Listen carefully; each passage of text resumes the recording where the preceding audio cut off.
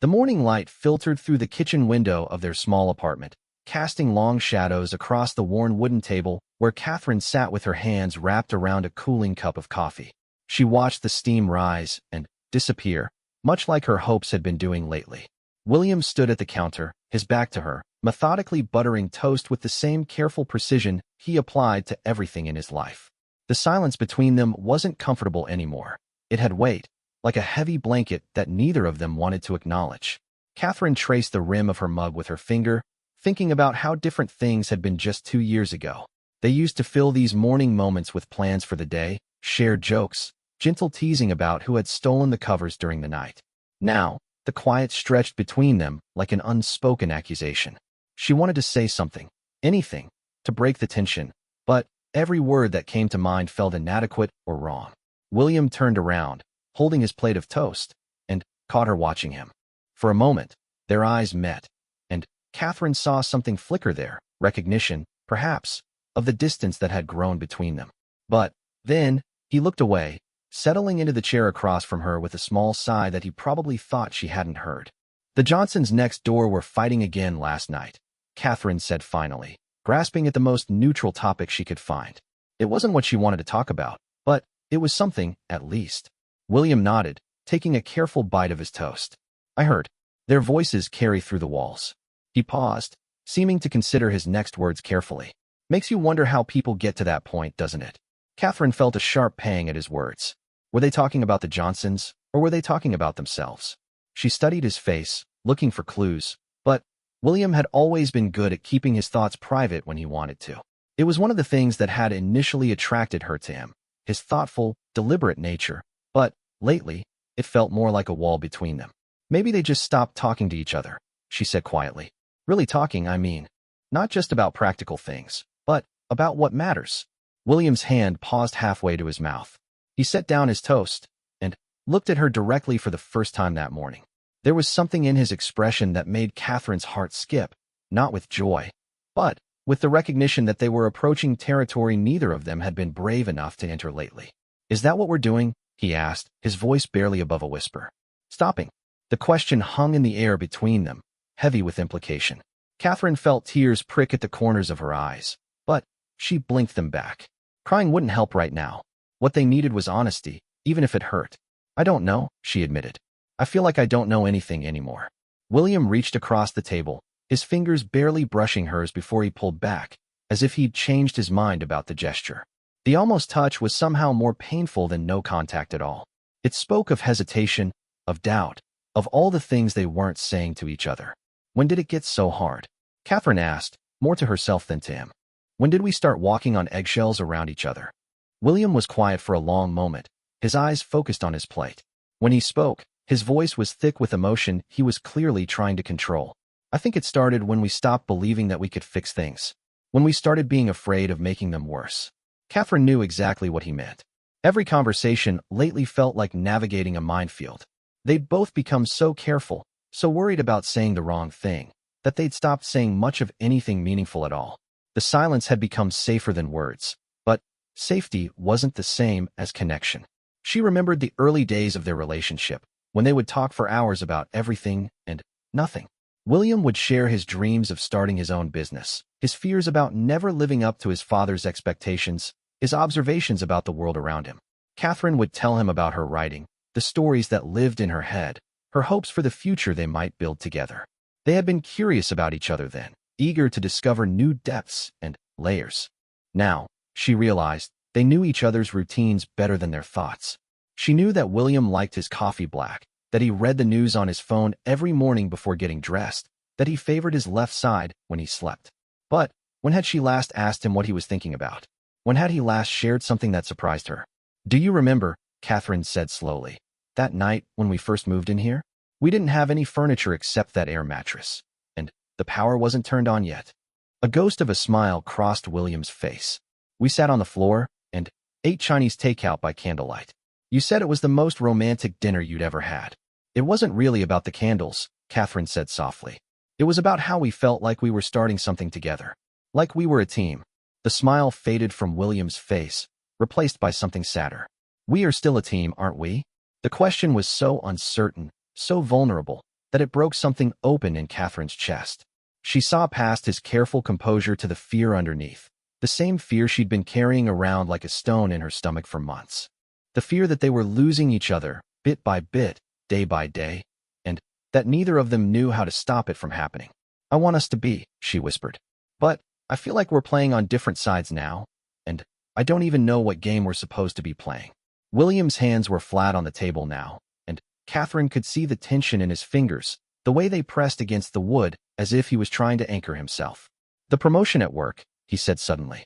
"I've been thinking about taking it." Catherine blinked, surprised by the apparent change of subject. "The one that would require you to travel more?" He nodded. 60% of the time, maybe more. It would mean a significant raise, better benefits, financial security. But you'd be gone most of the time. The words came out flatter than Catherine intended, but she felt something cold settle in her stomach. They were already struggling to connect when they were in the same room every day.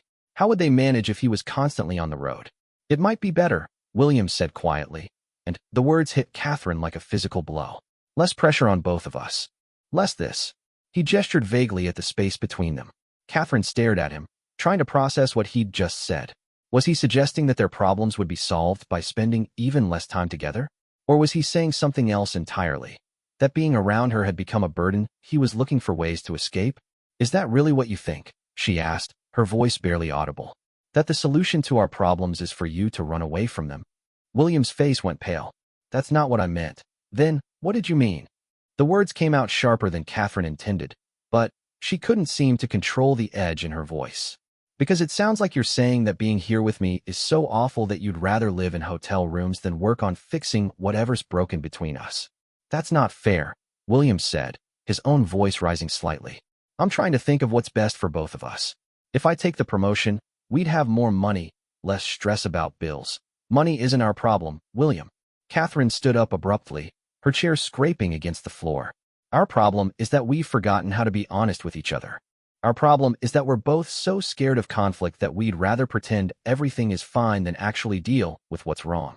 William stood as well, his movements careful and controlled even in the midst of what was threatening to become their first real argument in months. "So what do you want me to do? Turn down the promotion? Keep struggling with a job that's going nowhere so we can sit in this kitchen every morning and not talk to each other?" The question hung in the air, and Catherine realized that they had finally reached the heart of it. This wasn't really about the promotion, or the job, or even the money. It was about whether they still wanted to fight for what they had, or whether they were both looking for excuses to give up. "I want you to want to be here," Catherine said finally, her voice breaking slightly. "I want you to want to figure this out with me instead of looking for ways to avoid the problem." William's expression softened, and, for a moment, Catherine thought he might reach for her. Instead, he sank back down into his chair, his head in his hands. "I do want to be here," he said, his voice muffled. "But I don't know how to fix this, Catherine. I don't know what I'm supposed to do differently." Catherine felt her anger drain away, replaced by a deep sadness that seemed to settle in her bones. She sat back down across from him, studying his bent head, the familiar curve of his shoulders. This was the man she had fallen in love with, the man she had imagined spending her life with. But somewhere along the way, they had lost the thread that connected them, and neither of them seemed to know how to find it again. "Maybe the problem is that we're both trying to fix it alone," she said softly. "Maybe the problem is that we stopped trying to fix it together." William looked up at her, and Catherine was startled by the vulnerability in his eyes. For a moment, the careful mask he'd been wearing slipped away, and she could see the man she remembered, the one who had once told her all his secrets, who had once believed that they could handle anything as long as they faced it together. "I miss talking to you," he said simply. "Really talking. I miss knowing what you're thinking about when you get that faraway look in your eyes. I miss feeling like I could tell you anything." Catherine's throat tightened with emotion. "I miss that too. I miss feeling like we were on the same side." They sat in silence for a moment, the weight of their admissions settling between them. It wasn't a solution, Catherine knew, but it felt like the beginning of something. For the first time in months, they had been honest about what they were missing, what they had lost. "The promotion," William said eventually. "I don't have to decide right away. My boss said I could take some time to think about it." Catherine nodded. "Maybe we could use that time to figure out what we really want. Not just what seems practical or safe, but what we actually want. And if we can't figure it out?" William's voice was small, uncertain. Catherine looked at him across the table, at this man she had loved for so long, and felt something shift inside her. The fear was still there, the uncertainty about whether they could find their way back to each other. But underneath it was something else, a stubborn refusal to give up without really trying. Then, at least we'll know we tried, she said. Really tried, not just pretended everything was fine while we drifted apart. William nodded slowly. Okay, where do we start? Catherine looked around their small kitchen, at the morning light that was now streaming in more brightly, and felt something like hope stir in her chest. It wasn't much, but it was something. A beginning, perhaps, or at least a willingness to begin. How about we start by finishing our coffee, she said. And then, maybe we could take a walk. Remember how we used to do that on weekend mornings? Just walk around the neighborhood, and talk about whatever came to mind. A real smile crossed William's face for the first time that morning. I'd like that, he said. I'd like that a lot. As Catherine reached for her mug, her fingers brushed against William's hand. This time, neither of them pulled away. It was a small gesture, barely noticeable, but it felt significant.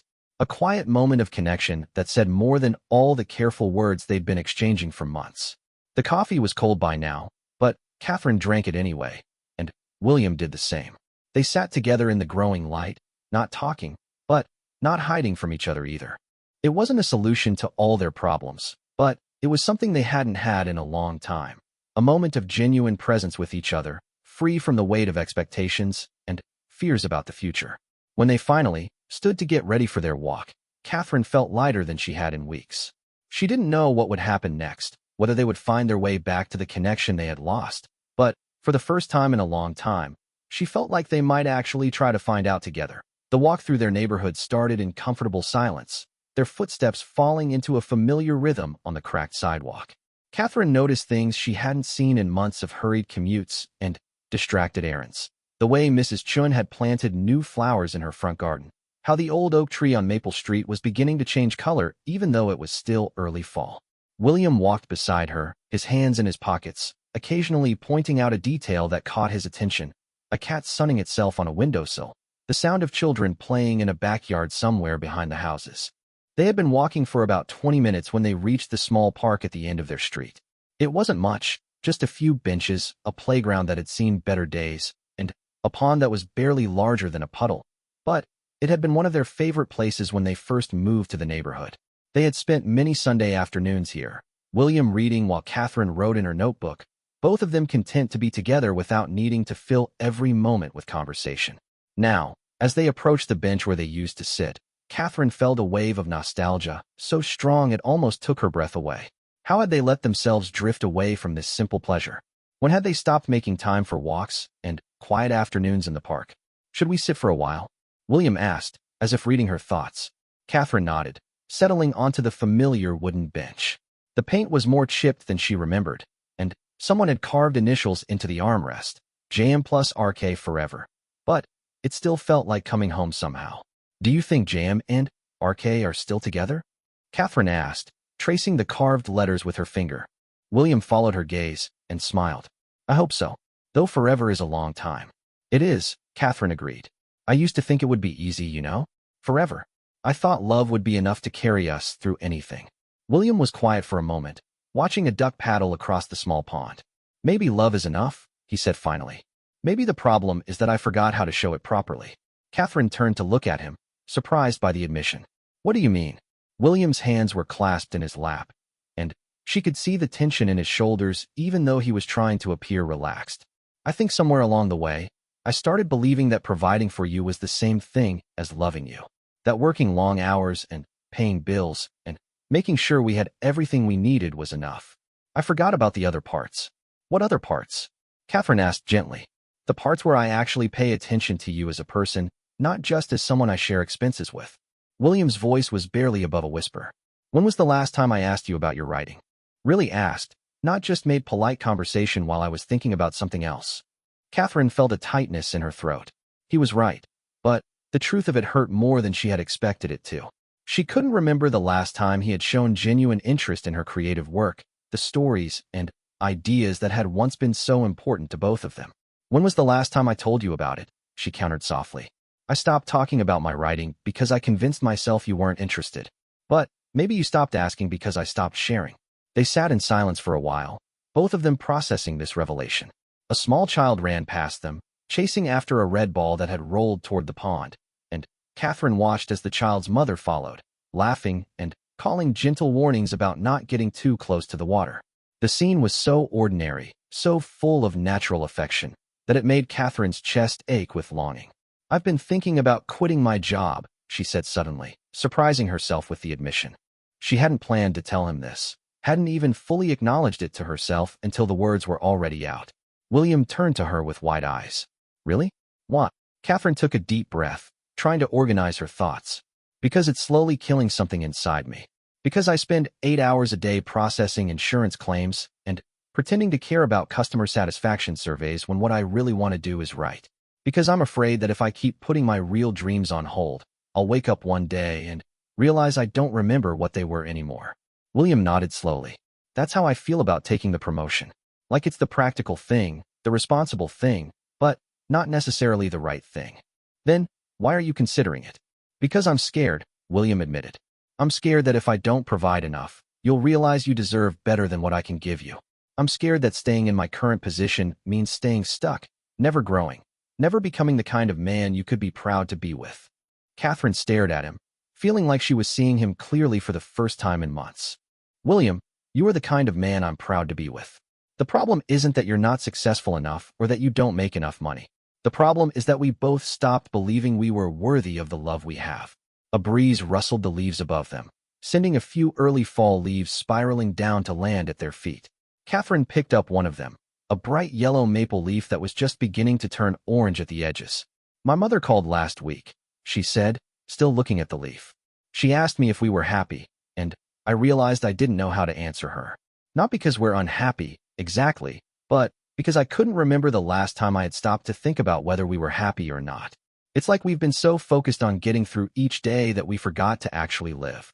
William reached over and took her free hand, the first intentional physical contact they'd had in weeks. His palm was warm, and Catherine felt a rush of emotion at the simple touch. "What did you tell her?" he asked. "I told her we were fine. But I've been thinking about that conversation ever since, because fine isn't the same thing as happy, is it? Fine is just existing, going through the motions." "I don't want to just exist with you," William said quietly. "I want more than that. I want us to have the kind of relationship where we both feel alive, where we inspire each other instead of just tolerating each other." Catherine squeezed his hand. "Me too. But how do we get there from here?" William was quiet for a long time, watching the duck make another lazy circuit around the pond. When he spoke, his voice was thoughtful, careful. "Maybe we start by being honest about what we really want, not just what we think we're supposed to want." "Okay," Catherine said. "What do you really want?" William took a deep breath. "I want to feel like I matter to you. Not just as someone who helps pay rent or fixes things around the apartment, but as a person you choose to be with because you genuinely enjoy my company. I want to feel like you're interested in my thoughts and opinions and dreams, not just whether I remembered to pick up groceries on my way home." The honesty in his voice made Catherine's eyes fill with tears. She had been so focused on her own feelings of disconnection that she hadn't fully considered how isolated he might be feeling too. "You do matter to me," she said, her voice thick with emotion. "But I think I stopped showing it because I was afraid of being needy or demanding too much attention. I convinced myself that asking for affection or emotional connection was somehow selfish." "And what do you want?" William asked. "Really want?" Catherine considered the question seriously. "I want to feel like we're building something together, not just maintaining separate lives that happen to overlap. I want to share my thoughts and dreams with you and know that you care about them, even if they seem impractical or silly. I want to feel like we're curious about each other, like we're still discovering new things even after being together for so long." William nodded. "That doesn't sound unreasonable, doesn't it? Sometimes I feel like wanting emotional intimacy is asking too much in today's world. Like we're supposed to be satisfied with practical partnership and occasional physical affection. Maybe that's enough for some people," William said. "But it's not enough for me. I fell in love with your mind, Catherine, with the way you see the world, the stories you tell, the questions you ask. I miss having access to that part of you." Catherine felt something shift inside her chest, like a door that had been locked for months was finally being opened. "I miss sharing that part of myself with you. But I think I stopped because I was afraid you found it boring or irrelevant." "Never," William said firmly. "Never boring or irrelevant. Maybe I didn't respond the way you needed me to, but that was my failing, not a judgment on what you were sharing. They sat quietly for a while, still holding hands, watching the world go by around them. An elderly couple walked past, arm in arm, and Catherine found herself wondering what their story was. Had they ever gone through periods like this, where love felt buried under layers of routine and miscommunication? Had they found their way back to each other? There's something else, Catherine said eventually. Something I've been afraid to tell you. William's grip on her hand tightened slightly. What is it? I've been writing again. Really writing, not just journaling or making notes. I've been working on a novel for the past few months, mostly late at night after you fall asleep. Catherine, that's wonderful, William said, and the genuine enthusiasm in his voice surprised her. Why didn't you tell me? Because I was afraid you'd think it was a waste of time. Because I was afraid you'd ask practical questions about whether it could ever make money or lead to a career, and I'm not ready for those kinds of questions yet. I just want to write because I love it, because it makes me feel like myself again. William turned to face her fully. Can I ask about it? Not the practical stuff, just what's it about? What made you want to write it? Catherine felt a smile tug at the corners of her mouth. It was the first time anyone had asked her about her writing with genuine curiosity rather than polite interest, and it felt like being offered a gift she hadn't known she was hoping for. It's about a woman who inherits her grandmother's house and finds a collection of letters hidden in the walls, she began. The letters are from different time periods, written by women who lived in the house over the decades, and they tell the story of how the house became a kind of sanctuary for women who needed a place to figure out their lives. That sounds beautiful, William said softly. Are you enjoying writing it? I love it, Catherine admitted. Some nights I lose track of time completely. I'll think I've been writing for an hour, and suddenly, it's 3 in the morning. It reminds me why I wanted to be a writer in the first place. William smiled, and Catherine realized it was the first completely unguarded smile she'd seen from him in months. I'd love to read some of it sometime, if you're comfortable sharing. Really, I miss knowing what's going on in your imagination. Catherine felt tears prick at her eyes again, but this time they were tears of relief rather than sadness. She had been carrying the weight of her secret creative life alone for so long that she had forgotten how good it could feel to share it with someone who cared about her. What about you? She asked. Is there anything you've been keeping to yourself? William hesitated, and Catherine could see him debating whether to say something. Finally, he took a deep breath. I've been thinking about starting my own business. Nothing big or dramatic, just a small consulting firm focused on helping other small businesses with their financial planning. I've been researching it for months, working out the details in my head during my commute. William, that's amazing. Why didn't you tell me? Because it would mean taking a huge financial risk right when we can least afford it. Because it would mean leaving the security of my current job with no guarantee that the business would succeed. Because I was afraid you'd think I was being irresponsible. Catherine shook her head. I would think you were being brave, following your instincts instead of just accepting whatever situation you're handed. Even if it meant we had to tighten our budget significantly, even if it meant uncertainty for a while. Yes, Catherine said without hesitation. I would rather struggle financially while you're pursuing something you believe in than live comfortably while you're slowly dying inside from boredom and frustration. William stared at her. You really mean that? I really mean that. We're young, William. We don't have kids or a mortgage or major responsibilities beyond ourselves. If there's ever a time to take risks and chase dreams, it's now. They sat in silence for a while, processing everything they had shared. Catherine felt like they had uncovered something precious that had been buried under months of routine and fear. They both had dreams they'd been hiding, hopes they'd been afraid to voice. But, more than that, they both wanted the same thing. To feel alive in their relationship, to feel like they were supporting each other's growth rather than just coexisting. The promotion, William said eventually. I think I'm going to turn it down. Catherine nodded. I think that's the right choice. For both of us. And your job. Catherine took a deep breath. I'm going to look for something part-time. Something that pays the bills, but leaves me energy for writing. It might mean we have to move to a smaller apartment or cut back on other things, but I think it would be worth it. We could be poor and happy instead of comfortable and miserable, William said with a wry smile. I can think of worse fates, Catherine replied. As they prepared to continue their walk home, Catherine realized that something fundamental had shifted between them. They still had work to do, conversations to have, habits to change. But, for the first time in months, she felt like they were facing the future together instead of separately. They had remembered what it felt like to be curious about each other, to support each other's dreams, to choose vulnerability over safety. The afternoon sun was beginning to sink lower in the sky, casting longer shadows across the park. Soon it would be time to head back to their apartment, to figure out what their newfound honesty would look like in the context of their daily lives. But, for now, Catherine was content to walk slowly beside William, their hands still linked, both of them lost in thoughts that felt hopeful for the first time in a very long, while 3 weeks after their conversation in the park, Catherine found herself sitting in her manager's office at the insurance company, her resignation letter folded neatly in her hands.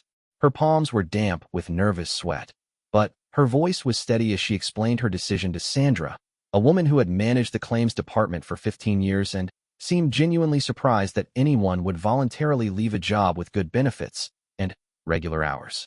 "I understand that this might seem sudden," Catherine said, smoothing the letter on Sandra's desk. "But I've given this a lot of thought, and I believe it's the right decision for me personally." Sandra adjusted her reading glasses and skimmed the letter quickly. "You're not giving us much notice. 2 weeks is the minimum, but we were hoping to have more time to train your replacement. Is there anything we could do to change your mind? A different schedule, perhaps, or a transfer to another department?" Catherine felt a moment of doubt creep in. Sandra was being kind, and the practical part of her mind whispered warnings about financial security and health insurance. But then, she thought about William's face when she had told him about her novel, the genuine interest and pride she had seen there. She thought about the late nights when she lost herself in her writing and felt more alive than she had in years. "I appreciate the offer, but I'm committed to this decision," Catherine said. "I'll do everything I can to make the transition smooth for whoever takes over my caseload." Walking out of the office building 45 minutes later, Catherine felt like she was floating. The autumn air was crisp and clear, and the world seemed full of possibilities she hadn't noticed when she was rushing to catch the bus every morning. She had given herself permission to want something more than just a steady paycheck, and the relief was overwhelming. She decided to walk home instead of taking the bus, wanting time to process what she had just done. As she made her way through the city streets, she found herself noticing details that usually passed in a blur. The way the light fell through the trees lining the sidewalk, the sound of children playing in a schoolyard, an elderly man feeding pigeons from a park bench. Everything felt more vivid, as if removing the weight of a job she disliked had somehow sharpened her perception of the world around her. When she reached their apartment building, she climbed the stairs 2 at a time, eager to share her news with William. She found him in their small living room, sitting at their second-hand dining table with papers spread out around him. He looked up when she came in, and she could see immediately that something was different. There was an energy about him that she hadn't seen in months, a brightness in his eyes that made her heart skip. "How did it go?" he asked, standing up and crossing to her with a smile that told her he already knew the answer from her expression. "I did it," Catherine said, feeling giddy with the reality of it. "I actually did it. I quit my job." William swept her up in a hug, spinning her around their small living room until they were both laughing and dizzy. When he set her down, he kept his arms around her, and Catherine felt the solid warmth of his body against hers, the familiar smell of his cologne mixed with the scent of coffee. "I'm so proud of you," he said, his voice soft but intense. "I know how scary that must have been." "It was terrifying," Catherine admitted, "but also the most liberated I've felt in years." "What about you? What's all this?" She gestured toward the papers scattered across the table. William's smile widened. "I've been doing some research. Remember I told you about the consulting business idea? Well, I spent my lunch break today talking to a lawyer about what it would take to actually set it up. And then I came home and started working on a business plan." Catherine walked over to the table and picked up one of the papers. It was covered with William's neat handwriting, financial projections, marketing ideas, a list of potential clients. She could see the care and thought he had put into every detail, and she felt a surge of admiration for his thoroughness. "This is incredible, William. You've really thought this through." "I have, and I think it could work." He moved to stand beside her, pointing to different sections of his notes. "I've identified a real gap in the market. There are plenty of big firms that work with large corporations, but not many options for small business owners who need professional financial advice, but can't afford to pay corporate rates." Catherine studied the papers, impressed by the scope of his planning. "What would you need to get started?" "Not as much as I initially thought. I could work from home, at least at first, so the overhead would be minimal. I'd need some basic business insurance, a computer that's more reliable than our ancient laptop, and probably some professional development courses to make sure I'm up to date on the latest regulations and best practices, and clients. William's expression grew more animated. That's the best part. I've already talked to 3 business owners who said they'd be interested in working with me. Mrs. Patterson, who owns the bakery on 5th Street, has been doing her own books for 20 years, and she's overwhelmed. And you remember Dave from my old job? He left 6 months ago to open that auto repair shop, and he said he's been looking for someone to help him get his financial systems organized. Catherine felt a warm surge of excitement on his behalf. This wasn't just a vague dream anymore. It was a concrete plan with actual potential clients and realistic timelines. She could see how much thought and energy William had poured into this, and she realized that he had been as ready for a change as she was. When would you want to start? She asked. That's the scary part. I think I want to give notice next week. Start the business in early December, which would give me a month to get everything set up properly. Catherine nodded slowly. So we'd both be unemployed at the same time. We'd both be unemployed at the same time, William confirmed. Are you having second thoughts? Catherine considered the question seriously. A few months ago, the idea of both of them leaving stable jobs simultaneously would have seemed like financial suicide.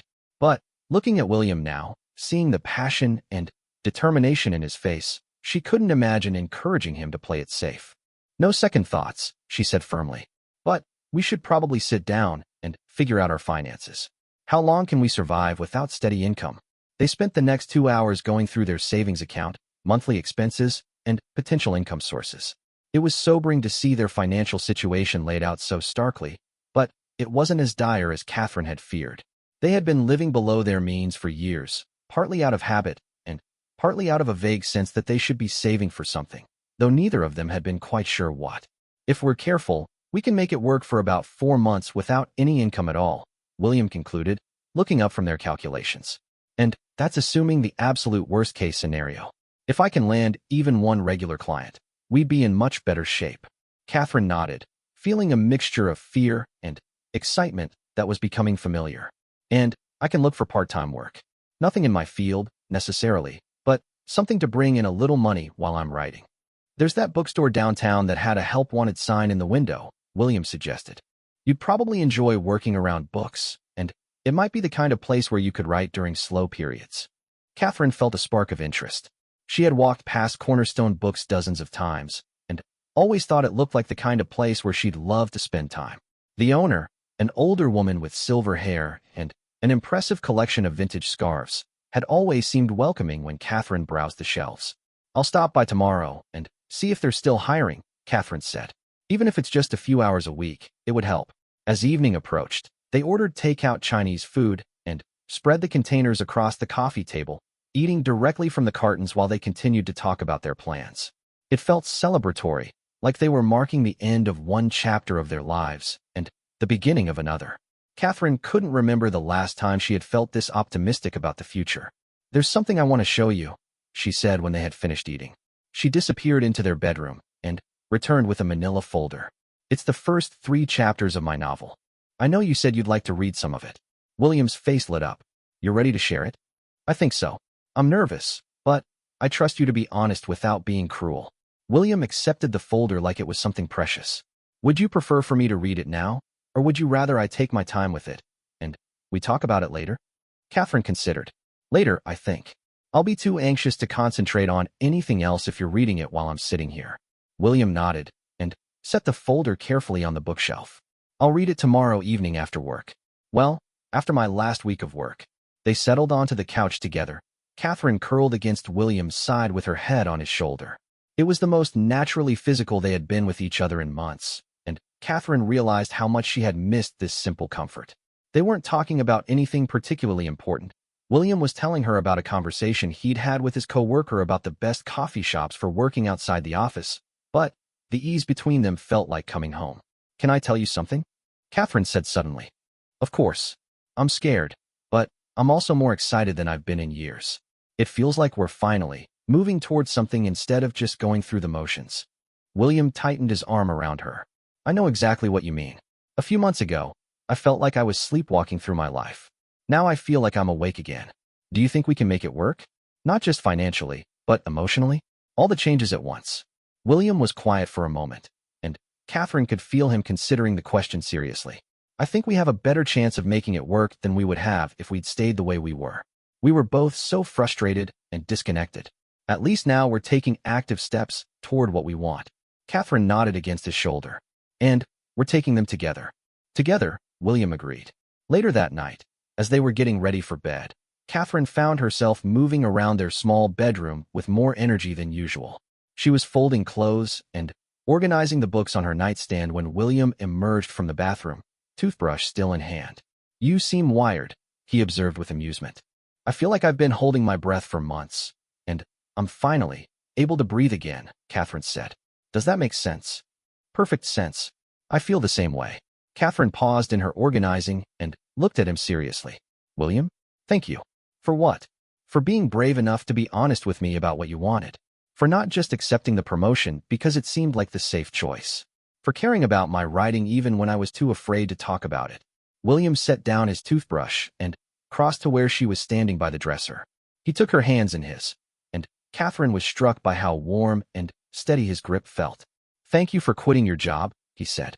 "Not because I wanted you to be unemployed, but because I wanted you to choose yourself over security. I wanted you to believe that what you want matters." Catherine felt tears prick at the corners of her eyes, but they were good tears this time. Tears of gratitude and relief and hope. "We're really doing this," she said. "We're really doing this," William confirmed. As they settled into bed together, Catherine felt more optimistic about their future than she had in a very long time. There were still unknowns, still risks, and challenges ahead of them. But for the first time in months, she felt like they were facing those challenges as true partners, supporting each other's dreams instead of just tolerating each other's presence. She fell asleep with William's arm around her, already thinking about the novel she would work on the next day and the new life they were building together, one brave decision at a time. 2 months into their new life, Catherine woke up on a Tuesday morning to the sound of William talking quietly on the phone in the kitchen. She could hear the professional tone he used for business calls, punctuated by the occasional laugh or enthusiastic, "That sounds perfect." She stretched in bed, enjoying the luxury of not having to immediately jump up and rush to get ready for a job she disliked. The past 8 weeks had been a whirlwind of change and adjustment. Catherine had indeed gotten the job at Cornerstone Books, working 3 days a week for Margaret, the silver-haired owner who had turned out to be exactly as warm and intellectually curious as Catherine had hoped. The pay was modest, but it was enough to cover groceries and utilities, and Margaret had been encouraging about Catherine's writing, often recommending books by authors who had started their careers later in life. William's consulting business was growing faster than either of them had expected. What had started with 3 potential clients had expanded to 6 regular accounts, and he was already having to turn down requests because he didn't have enough hours in the week to take on more work. He had set up a small office space in the corner of their living room, and Catherine had grown accustomed to the sound of him on phone calls, explaining tax strategies and cash flow management with a patience and expertise that impressed her daily. But more than the practical success of their career changes, Catherine was amazed by how much their relationship had improved. They talked to each other now, really talked, about their work, their fears, their hopes for the future. They had developed new routines that felt sustainable rather than suffocating. William would work in the mornings while Catherine was at the bookstore, and in the afternoons, when he was making calls or meeting with clients, she would write. Evenings had become their time together, cooking dinner and sharing the details of their days. Catherine got out of bed and padded to the kitchen, where she found William finishing his phone conversation. He smiled when he saw her and held up one finger, indicating he was almost done. "Absolutely, Mr. Rodriguez. I'll have those projections ready for you by Friday. Yes, I think we can definitely improve your quarterly margins with a few strategic adjustments. Thank you. I'll talk to you soon." William hung up the phone and turned to Catherine with an expression of barely contained excitement. "Good news?" Catherine asked, reaching for the coffee pot. "Very good news. That was Eduardo Rodriguez. He owns 3 restaurants downtown. His accountant is retiring, and he wants me to take over his accounts. It would be my biggest client by far." Catherine felt a thrill of pride and excitement on William's behalf. "William, that's amazing. How did he hear about you?" "Word of mouth from Mrs. Patterson. Apparently, she's been talking to all her customers about how much I've helped organize her finances." William shook his head as if he couldn't quite believe it himself. 6 months ago, I was processing other people's spreadsheets and feeling like my brain was slowly turning to mush. Now I have restaurant owners seeking me out for advice." Catherine set down her coffee mug and crossed to him, wrapping her arms around his waist. You deserve every bit of this success. You're brilliant at what you do, and you care about helping people. It makes perfect sense that they want to work with you. William held her close, and Catherine could feel some of the tension leaving his shoulders. Even with all his success, she knew he still carried a measure of disbelief that he had actually managed to build something meaningful from scratch. What about you? He asked. How's the writing going today? Catherine pulled back to look at him, still amazed by how consistently interested he was in her creative work. I think I'm going to finish the first draft this week. Maybe even today, if everything goes well. Catherine, that's incredible. How many pages is it now? About 280. It's longer than I initially planned, but the story kept expanding. There were subplots I hadn't anticipated, and characters who turned out to be more complex than I expected. William's eyes lit up. I love hearing you talk about it. You get this look on your face, like you're seeing something the rest of us can't see. Catherine felt a warm flush of happiness. This was exactly what she had been missing in their relationship, the sense that William was genuinely interested in her inner life, not just her role in their practical partnership. Would you like to read the new chapters? She asked. I wrote about 60 pages since you read the first section. I would love that. Should I wait until you finish the whole draft, or would you prefer feedback as you go? Catherine considered. William had read the first 3 chapters a few weeks earlier, and his response had been everything she could have hoped for: thoughtful, engaged, full of questions that showed he understood what she was trying to accomplish. His feedback had actually helped her solve a problem with one of her characters that had been nagging at her for weeks. I think I'd like feedback as I go, she said. You have good instincts about story structure, and you ask questions that help me think about things in new ways. William smiled. I'll read them tonight after dinner. I don't have any client calls scheduled this evening. Speaking of dinner, Catherine said, Margaret gave me a recipe for this Mediterranean chicken dish that's supposed to be amazing. I thought I might try making it tonight. That sounds perfect. I'll stop by the market on my way back from meeting with the Hendersons this afternoon. Catherine poured herself coffee and settled at the table across from where William was organizing his papers for the day. She watched him sort through client files and make notes in his careful handwriting, struck by how much more alive he seemed than he had just a few months ago. There was a purposefulness to his movements, an energy that had been missing when he was dragging himself to a job that didn't challenge or fulfill him. Can I ask you something? Catherine said. Of course. Do you ever regret it? Leaving your old job? Taking the financial risk? William paused in his organizing and looked at her seriously. Never. Not even on the days when I'm stressed about money or worried about whether I'm doing everything right. Do you? Catherine shook her head. Not for a second. Even on the days when writing feels impossible and I question whether I have any talent at all, I'd still rather be struggling with something I care about than succeeding at something that made me miserable. William nodded. Exactly. I feel like myself again, you know? Like I'm using my brain for something that matters instead of just going through motions.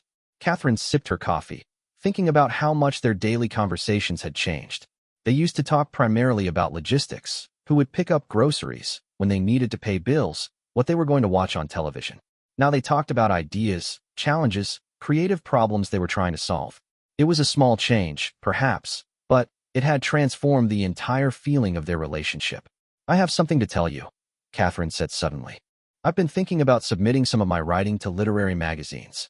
Not the novel, it's not ready yet, but some of the short stories I've been working on. William's face broke into a huge smile.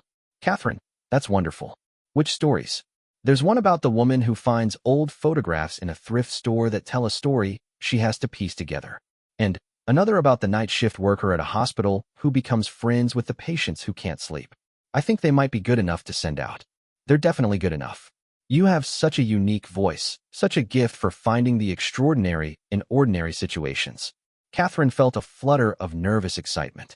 She had been thinking about submitting her work for weeks, but hadn't quite worked up the courage to say it out loud. Somehow, sharing the intention with William made it feel more real, more possible. What if they get rejected? She asked. Then, you'll submit them somewhere else. Rejection doesn't mean the stories aren't good, just that they weren't right for that particular publication. And even if they do get rejected, you'll have taken the step of putting your work out into the world. That's huge. Catherine nodded, feeling bolstered by his confidence. You're right. The worst thing that can happen is that I'll be in exactly the same place I am now. Except you'll have evidence that you believed in yourself enough to try, William added. That's not nothing. Catherine spent the rest of the morning working on the final chapter of her novel, losing herself so completely in the story that she was startled when Margaret called to ask if she could come in an hour early because they had received a large shipment of books that needed to be processed. Catherine saved her work and reluctantly left her characters in the middle of what she hoped would be their resolution. At the bookstore, she found Margaret surrounded by boxes of new releases, looking simultaneously delighted and overwhelmed. Catherine had grown to love these busy days at Cornerstone Books. There was something deeply satisfying about the physical work of unpacking books, checking them against invoices, and finding the perfect spot for each title on the shelves. It was meditative in a way that balanced nicely with the intense mental focus required for writing. "How's the novel coming along, dear?" Margaret asked as they worked side by side, sorting fiction from nonfiction. "I think I'm going to finish the first draft this week," Catherine replied. "It's strange. I'm excited and terrified at the same time." Margaret laughed. "That sounds about right. Finishing a novel is like giving birth, I imagine. Tremendous effort followed by this mixture of relief and panic about what you've brought into the world." Catherine smiled at the comparison. Margaret had a way of putting things that always made Catherine feel understood. She was one of the few people who seemed to truly grasp what it meant to care about something creative, to feel both passionate about it and uncertain about its value. "Have you thought about what you'll do when it's finished?" Margaret asked. "Will you start looking for an agent?" "Eventually, maybe. First, I want to let it sit for a few weeks, then go through and revise. I have a feeling the first draft is probably a mess in places." "All first drafts are messy, dear. That's what revision is for. The important thing is that you've created something from nothing. You've taken an idea and turned it into nearly 300 pages of story. That's no small accomplishment." Catherine felt a warm glow of pride. Margaret's encouragement meant a lot to her, not just because she was kind, but because she had read thousands of books over the decades and had developed a genuine appreciation for good writing. The afternoon passed quickly, and before Catherine knew it, it was time to close the store. She walked home through the early evening streets, thinking about the novel and wondering if she really would manage to finish it that night. The ending was clear in her mind. She had known how the story needed to conclude since she was about halfway through, but she was nervous about executing it properly. When she reached their apartment building, she climbed the stairs with a sense of anticipation. The evening routine she and William had developed had become one of her favorite parts of the day. They would cook together, talking about their respective work, and then settle into their separate but parallel activities. William reviewing client files or researching new business strategies, Catherine writing or reading. But they did it in the same room, each aware of the other's presence in a way that felt companionable rather than distracting. She found William in the kitchen, unpacking groceries and humming under his breath. He looked up when she came in, and his smile was warm and genuine. "How was the bookstore?" he asked. "Busy. We got in a shipment of about 200 books. My back is definitely feeling it." Catherine set down her bag and stretched, working out the kinks in her shoulders. "Perfect timing for a home-cooked meal, then. I got everything we need for that Mediterranean chicken recipe, and I picked up some of that wine you like." Catherine felt a rush of affection for him. These small gestures, remembering what wine she preferred, taking care of the grocery shopping so she could come home and focus on writing, meant more to her than grand romantic gestures ever had. They cooked together, moving around their small kitchen with an ease that spoke of practice and mutual consideration. William chopped vegetables while Catherine seasoned the chicken, and they talked about William's meeting with the Hendersons and Margaret's theory that romance novels were becoming more literary and literary novels were becoming more accessible. "The boundaries are blurring," Catherine explained, relaying Margaret's observations. "Readers want good writing and emotional engagement. They don't want to have to choose between intellectual sophistication and caring about the characters." "That makes sense," William said, adding olive oil to the pan. "Why should those things be mutually exclusive?" Catherine paused in her stirring to look at him. "You know, a year ago, if I had started talking about literary trends, you would have nodded politely and then changed the subject." William looked sheepish. "You're right.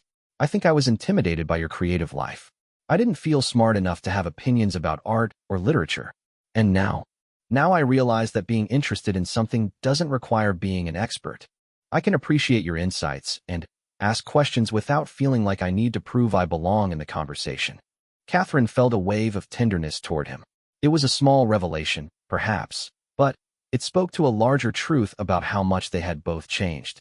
They had learned to be curious about each other instead of defensive, to ask questions instead of making assumptions. Dinner was delicious, and they lingered over the wine, talking about William's plans for expanding his client base and Catherine's growing excitement about submitting her short stories to literary magazines. As they cleared the dishes, Catherine felt the familiar pull of her unfinished novel, the characters waiting for her to return to their story. "I think tonight might be the night," she said. "I think I'm going to finish the first draft." William's eyes lit up. "Do you want me to make myself scarce? Give you space to concentrate?" Catherine considered. "Actually, I think I'd like you to be here. Not talking or anything. Just present. Would that be weird?" "Not weird at all. I'll work on my business plan for the Rodriguez account. We can be productively quiet together." Catherine smiled. Productively quiet together. It was perhaps the perfect description of what they had built, a life where they could pursue their individual passions while still feeling connected to each other. An hour later, Catherine typed the final sentence of her novel and sat back in her chair, staring at the screen in amazement. She had done it. She had written an entire novel, from first word to last. It wasn't perfect. She could already see places where it needed work, but it was complete, and it told the story she had wanted to tell. "William," she said softly. He looked up from his papers. "Did you?" "I finished it." William set down his pen and crossed to where she was sitting. He put his hands on her shoulders and leaned down to look at the screen, where the words "the end" appeared below the final paragraph. "Catherine, this is incredible. You wrote a novel." "I wrote a novel," Catherine repeated, as if saying it out loud would make it feel more real. William pulled her up from her chair and into his arms. "I am so proud of you. So incredibly proud."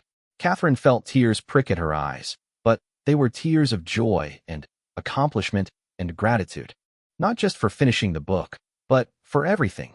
For William's unwavering support, for the courage they had both found to change their lives, for the quiet moments that had somehow said more than all their previous words combined. "Thank you," she whispered against his shoulder. "For what?" "For believing in me. For making space for my dreams. For choosing to build this life with me." William held her tighter. "Thank you for the same things." They stood there in their small living room, surrounded by the evidence of their new life. William's business files, Catherine's manuscript, the comfortable clutter of two people who had learned to support each other's ambitions. And Catherine felt a deep sense of contentment. They had taken risks, made sacrifices, faced uncertainty together. William had found the place through one of his clients, who mentioned that her sister was looking for responsible tenants for the small cottage she owned behind her main house.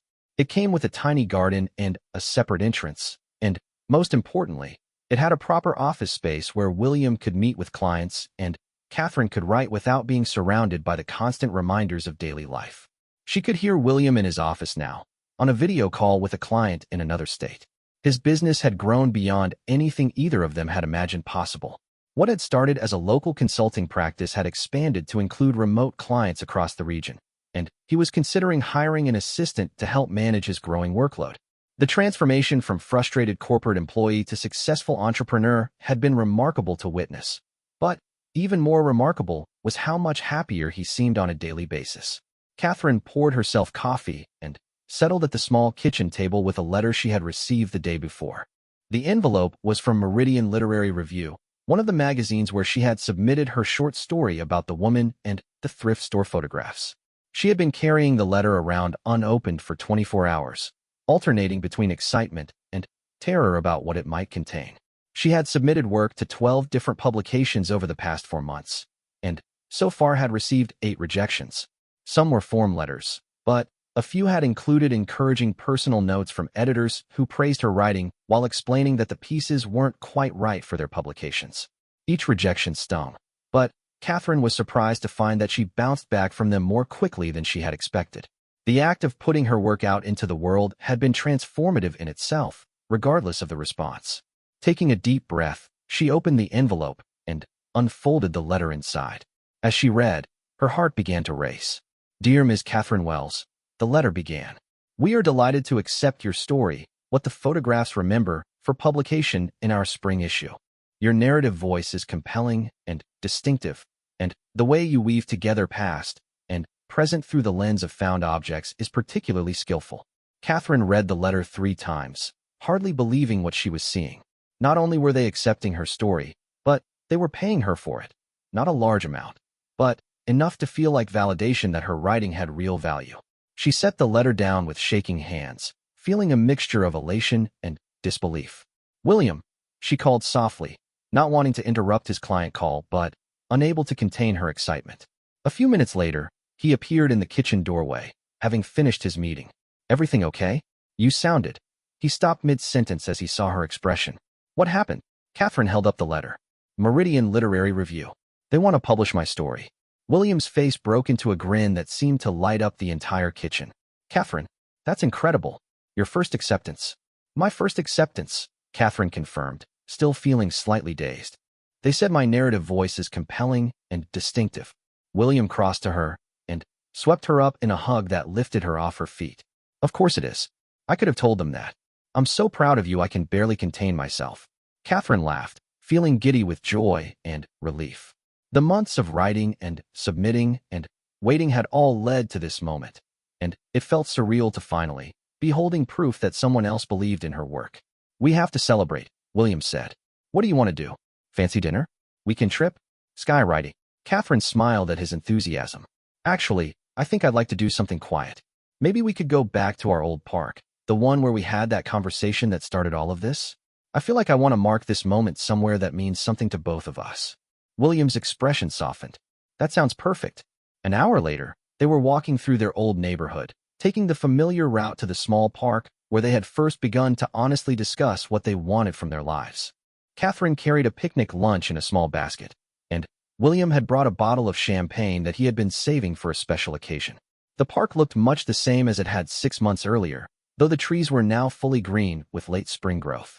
Their old bench was empty, and they settled onto it with the comfortable ease of people who had sat there many times before.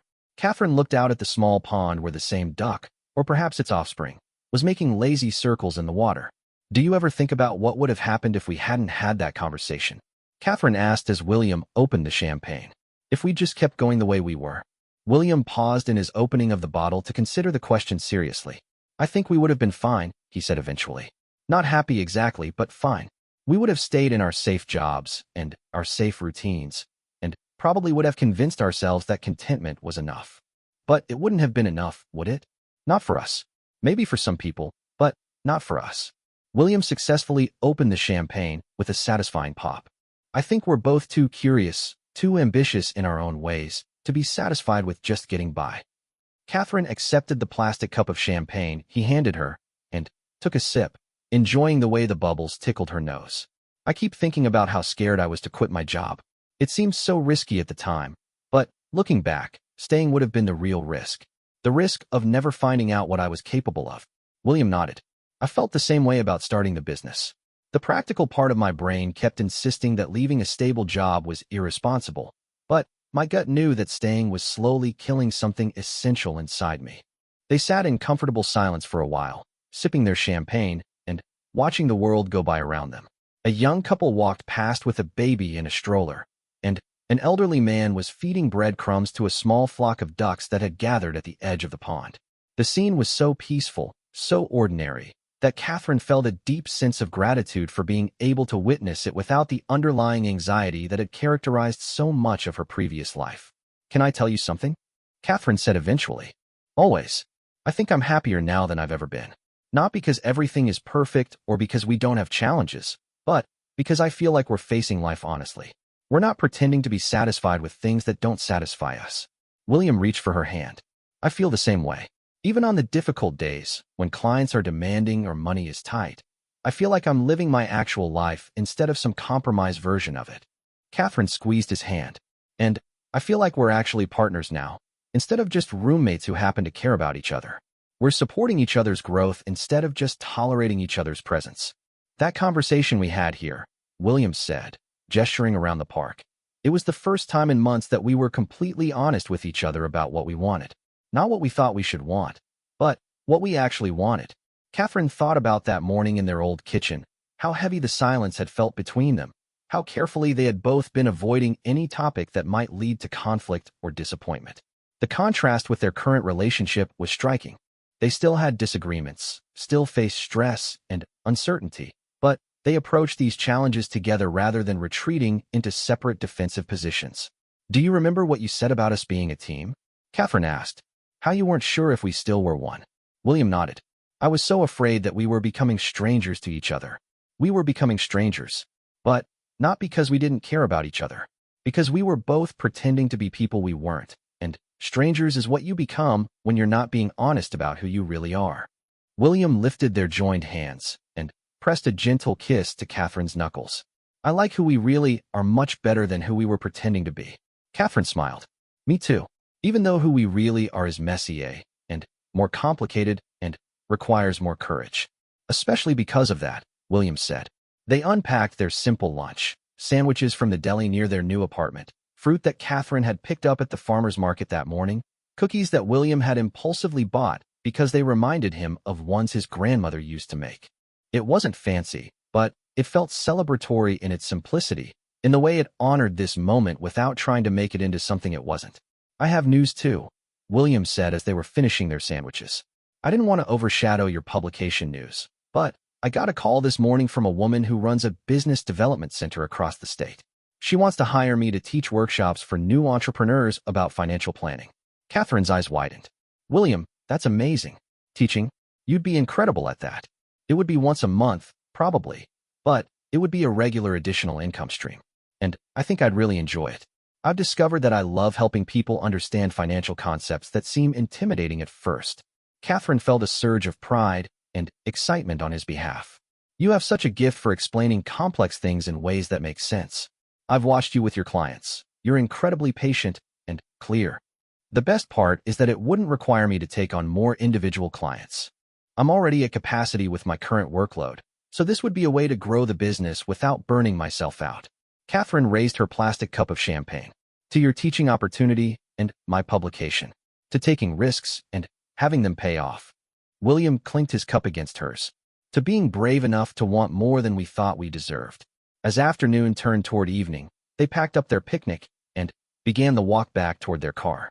The light was golden and warm, and Catherine felt deeply content in a way that had nothing to do with external circumstances and everything to do with the sense that she and William were finally living in alignment with their values and desires. Can I ask you something?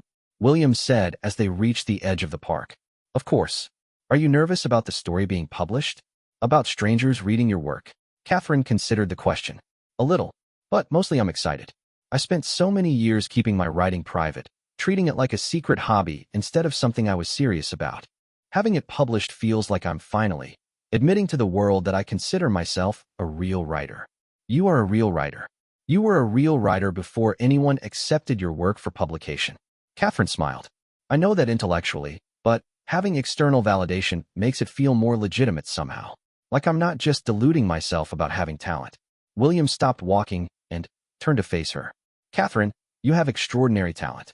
You have a voice that's completely your own, and you tell stories that help people see the world differently. Publishing credits don't create that. They just help other people discover what's already there. Catherine felt tears prick at the corners of her eyes. Not from sadness, but from the overwhelming gratitude she felt for having someone in her life who truly saw and appreciated what she was trying to accomplish with her writing. Thank you, she said softly, for believing in me even when I didn't believe in myself. Thank you for the same thing, William replied. 6 months ago, I never would have imagined that I'd be running my own successful business and getting invited to teach workshops.